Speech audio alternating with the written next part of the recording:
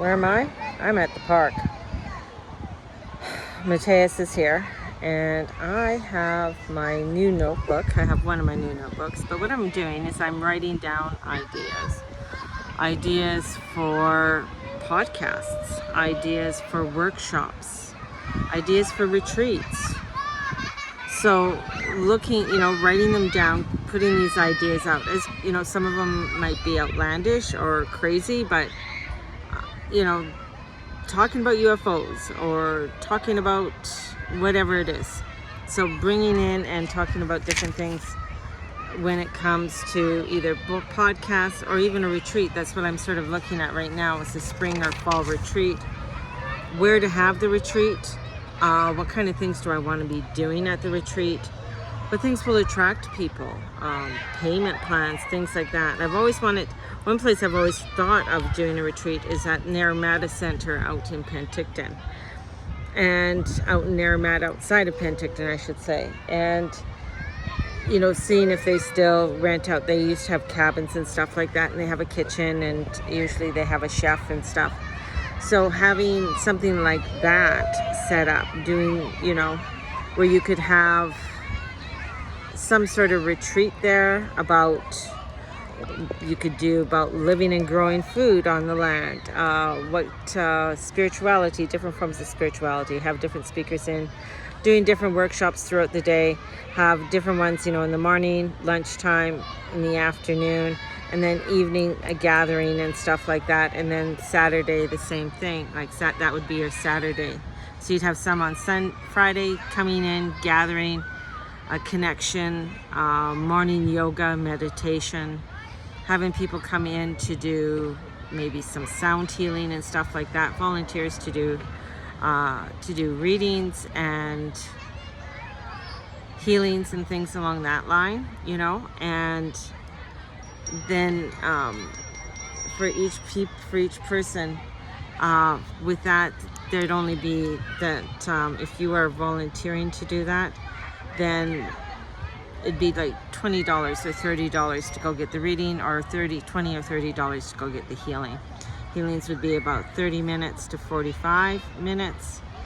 People would have to sign up beforehand. But the volunteers, meaning that then they could come, set their hours of when, they want to do that. And then they could go and attend things at the retreat. So if they wanted to attend a different whatever program and stuff that there is. That is sort of something I'm thinking of. I would always want to do that. It's a big undertaking. There's a lot of planning and needing to have people to help you plan that, obviously, right? The other part too is doing the podcast. Where to do the podcast. I've looked at different people who do podcasts on different hosting sites. So, and what those hosting sites are, and where your podcast would be uploaded to. So that means having your podcast upload to Apple, upload it to Google, and different places like that, so that people could view your podcast. So that's the kinds of things I'm starting to think about, starting to think outside the box. Same with programs and workshops, what kind of workshops I want to do, and how often do I want to do workshops. Do I want to do workshops like twice a year, 3 times a year? What do those workshops entail? And so that I don't get burnt out with that as well.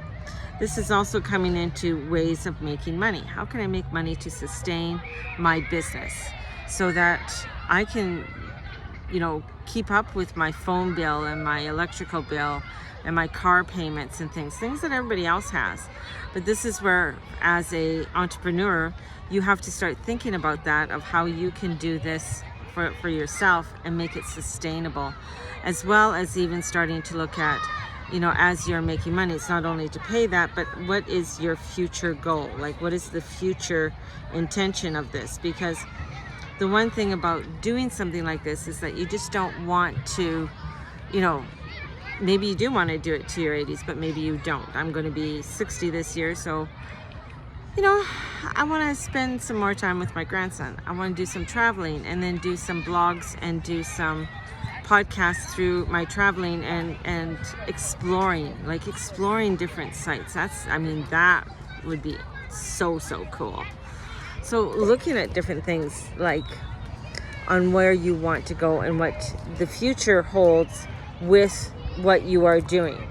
So it's great, you're excited to do it, but what is the long-term goal with everything, and how does that look? For me, it's like looking into the future and maybe ending up with some kind of retreat center that somebody else can run, that I could have a labyrinth on there. People could come, they could stay, and we could have even one-on-one retreats, group retreats, things like that. That could even run into me one day owning a chateau and doing certain retreats in the chateau, right? So those types of things would be something to look at. And yeah, the world's changing. Yeah, there's a lot of obstacles that are coming up to halt you from doing certain things. But, it's like you got to continue thinking outside of the box. And yeah, it's scary. And, even for me, where I am at right now in my journey, it's scary. If I going out to get a muggle job, well, once they meet me and they see how old I am, it's usually some kind of retail job or something along that line. Not anything into a managerial or something. They want somebody young within the managerial, and that's what I've found. I might be wrong, so I might be stereotyping right there. But then it's also the pay aspect with it as well. Am I going to go and start a job for $15 an hour? I've done it. I've done it many times, but it's also, is it with what I want to do? Is it worth it in the long run, right? Is it worth it in the long run? And those are the questions you have to ask yourself when you are looking at doing what you want to set up for. Because sometimes if you want to have a muggle job and do your entrepreneurial work, sometimes it's very difficult to separate the two, right? Because one takes over, or you can't spend as much time with the other one. That's what I've found personally. Especially with muggle jobs, they usually take over. I usually get okay, I'll take it on. I start off part-time and I end up full freaking time, and part of that is old belief systems that are there, of everything that you have learned and what you need. Anything that you do, anything that's coming up, you have to work for it. You can't, it's not just going to come to you. You have to put the time and the effort into it in order to make it work. And it's, what are you going to do to put the time in the work? How much do you want to put towards it? And for me, it's starting to plan these certain things. I'm looking at a podcast. When do I want to start a podcast? Tomorrow? No, I want to start looking and sort of planning. So maybe it is something that I want to start in the fall, right? Or even into January 2024, right? So where do I want to start this? How do I want to start doing it? And what are the topics? So I've been writing down different topics. Workshops. Do I want to do the Journey Club again in January or in September? That's something I would have to start to look at for August, right? So I'd have to start doing my promotion in August for go back to school for Journey Club and do the Journey Club. And also sticking to a price rate, right? How much do you want to charge? How many people do you want into your workshop? And that's the other part too. And don't get hung up because you keep hearing people can't afford things. I've watched people, when people say they can't afford things, go into HomeSense right now and they're spending thousands of dollars on riff-raff stuff, things for the home, crazy items, for the home. So money's there. It's where you want to prioritize and put your money. And that's the same way for me. Where do I want to prioritize and put my money? And this goes into also my long-term goal. What is my long-term goal over this? Where do I want to see myself in 5 years or 6 years? And what does that look like? And that also entails with me, my husband. You know, he's going to be 68 this year. And so he's not no young spring chicken. He is in some ways, but he isn't in others. You know, he's had some things that have gone wrong, right? You know, between his stroke and his pacemaker. And, you know, even though it's been a year, there are still times where I can see where he's doing really well, and then I can see times where he's not doing as well. You know, and he's tired and he's angry, and this is all part of the journey, right? And where we want to do. So my 5-year plan might become a 3-year plan, where within 3 years we want to take more time to enjoy the things that maybe we couldn't enjoy, but I have to bust my ass right now to create that abundance for then. And what does that abundance look like? And even not being afraid of the number that you want to put down on that, right?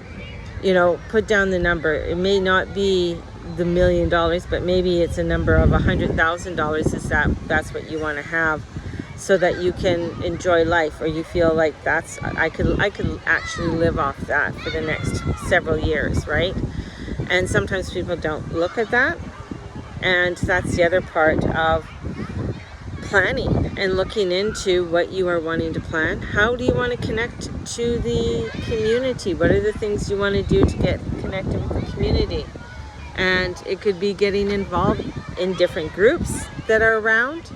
You know, you don't have to like sign up for them, like sign up and be a part of that club, but maybe they have open nights where you go and you find out information. So it's like a permaculture club that we have here. Maybe it's just going to see the permaculture club, meeting people and finding what it's all about, gathering information, things like that. That's you know, what we need to start doing and stepping into, at least for myself. So the Guru Mama is going to be changing, expanding, and I want you guys along for the journey. You have supported me so much in the past. And I know you'll support me in the future, and share it out with new people. People always tell me how wonderful my readings are, how great it is for the insight that they have received from me, and how much help I've given them. And I just want to expand that, but I also want to make a living doing it. And for some, that's controversial, but you know what?